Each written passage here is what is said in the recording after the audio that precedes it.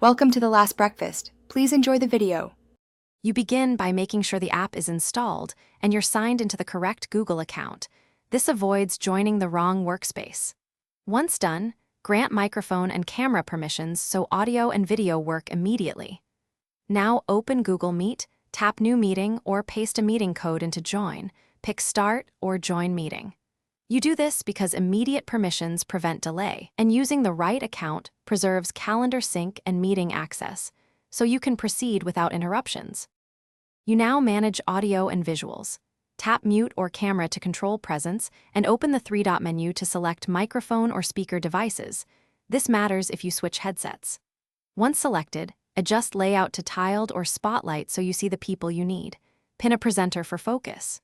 When presenting, press Present Now, pick your entire screen or a single window, and check that screen audio is included if needed. Doing these steps keeps the meeting clear and professional. You finish by choosing Leave or, as the host, End Meeting for all so no one is left behind. If you need a record, start recording beforehand.